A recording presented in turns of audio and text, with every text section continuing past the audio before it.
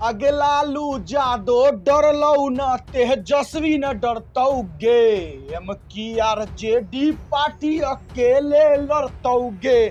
खूब गाना ये बजा था लोकसभा चुनाव में और खूब गाना फिर बजा बिहार के उपचुनाव में। 4 विधानसभा क्षेत्र में उपचुनाव था जिसका रिजल्ट आज आ गया और रिजल्ट आने के बाद तेजस्वी जी फरार हो गए। तेजस्वी जी के ऑफिस आरजेडी ऑफिस पटना में कोई दिखाई नहीं दे रहा है। तेजस्वी जी लापता हो गए।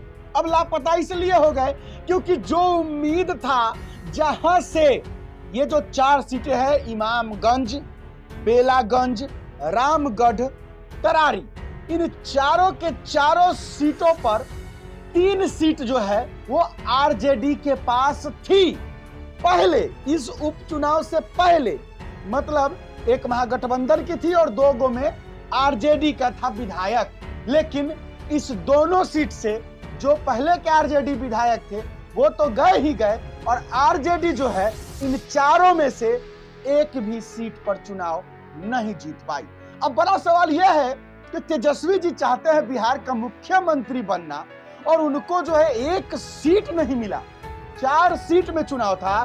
पूरा खबर बताएंगे आपको, किस सीट से कौन सी पार्टी जीती है, कितना वोट मिला है और बेचारे तेजस्वी जी का हाल बेहाल कैसे हो गया। चलिए शुरुआत करते हैं। सबसे पहले हम बात करेंगे बेलागंज की। बेलागंज ऐसी सीट जिसको कहा जाता है कि ये आरजेडी का अपना सीट है। यहां से कोई खड़ा हो जाए आरजेडी ही जीतेगी, क्योंकि पहले भी यहां से आरजेडी ही जीतते आ रही थी। इस उपचुनाव से पहले भी आरजेडी के पास ही ये सीट थी, लेकिन बेलागंज से भी आरजेडी सफा चट हो गए और आरजेडी के सफा चट होने के बाद बेलागंज से जेडीयू की उम्मीदवार जो कि एनडीए गठबंधन की थी मनोरमा देवी जीत चुकी है।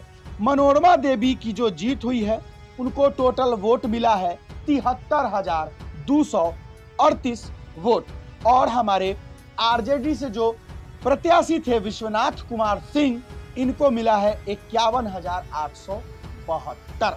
बेचारे आरजेडी यहां से भी साफ हो गए। दरअसल यहां से आरजेडी हमेशा से जीतती आ रही थी, लेकिन इस बार जो है उपचुनाव में साफ हो गए।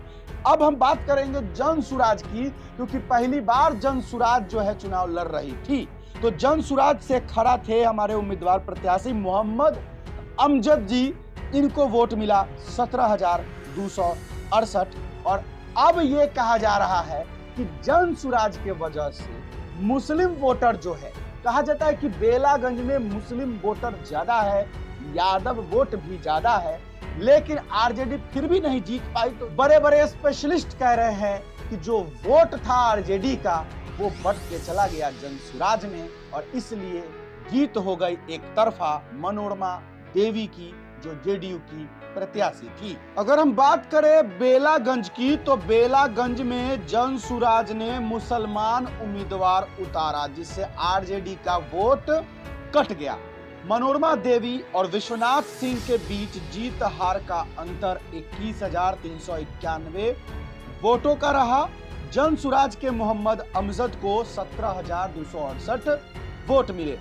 यहाँ एआईएमआईएम ने भी मुसलमान वोट काटे हैं। एआईएमआईएम को 3533 वोट मिले, यानी कि आरजेडी की हार जो बेलागंज से हुई है इसमें सबसे बड़ा किरदार जनसुराज का और एआईएमआईएम का था, क्योंकि मुस्लिम वोट जो है जनसुराज को मिला, एआईएमआईएम को मिला और एक तरफा जो है हिंदू का वोट कह सकते हैं एनडीए को मिला, जेडीयू को मिला, जिससे मनोरमा देवी जीत गई। चलिए बात करते हैं इमामगंज सीट की। इमामगंज सीट से जीतन राम मांझी की बहू दीपा मांझी खड़ी थी और दीपा मांझी भी जीत चुकी है। यहाँ पर इमामगंज में जनसुराज ने पासवान उम्मीदवार इसलिए दिया कि हम पार्टी और आरजेडी ने मांझी जाति का उम्मीदवार दिया था। हम पार्टी की दीपा मांझी और आरजेडी के रोशन कुमार के बीच वोटों का अंतर देखे तो 5,945 वोटों का रहा। दूसरी तरफ जनसुराज के जितेंद्र पासवान को 37,103 वोट मिले। एआईएमआईएम ने भी मुसलमानों के अच्छे वोट काटे। एआईएमआईएम को 7493 वोट मिले। चलिए बात करते हैं रामगढ़ सीट से। रामगढ़ सीट से बीजेपी के उम्मीदवार थे। रामगढ़ उपचुनाव में जीत का मार्जिन भी काफी कम रहा। महज 1362 वोट से बीजेपी के अशोक कुमार सिंह जीते। लेकिन रामगढ़ जिस आरजेडी की सीटिंग सीट थी वह तीसरे नंबर पर चली गई।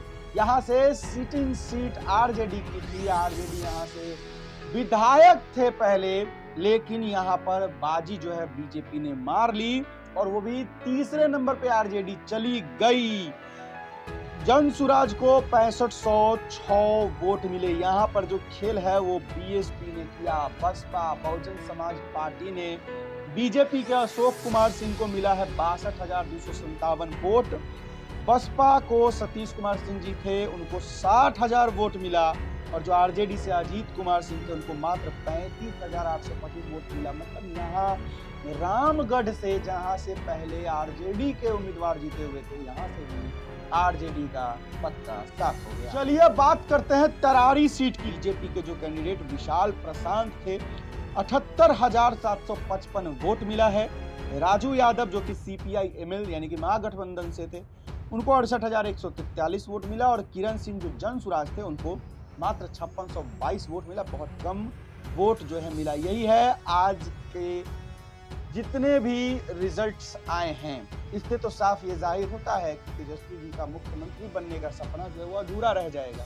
इसलिए क्योंकि जिस तरीके से लोकसभा में रिजल्ट आया था उसमें भी आप देख सकते हैं कि कोई खास अच्छा रिजल्ट नहीं मिला था महागठबंधन को, और तेजस्वी जी को तो बिल्कुल भी नहीं मिला था, आरजेडी को बिल्कुल भी नहीं मिला था। और 4 सीट से जो चुनाव थी, चारों के चारों खाने ठीक हो गए आरजेडी, चारों के चारों तेजस्वी जी साफ। तो अब जो लालू यादव डरलो न, तेजस्वी न डरतोगे, अकेले लड़तोगे, गाना कहाँ तक सच होगा ये जरूर अगले साल देखना होगा कि विधानसभा चुनाव है। ये तो चलिए उपचुनाव है, इसको सेमीफाइनल कह सकते हैं, लेकिन अगले साल फाइनल है। देखना होगा कि अगले साल फाइनल में क्या कुछ होता है। और तेजस्वी जी फिलहाल गायब चल रहे हैं। पटना के आरजेडी ऑफिस में सन्नाटा छाया हुआ है। क्या लगता है आपको बिहार विधानसभा चुनाव में क्या होगा? कमेंट बॉक्स खुला है, अपना राय विचार दे दीजिए। चलिए बस आज के लिए इतना ही, मुझे दीजिए इजाजत। जय हिंद।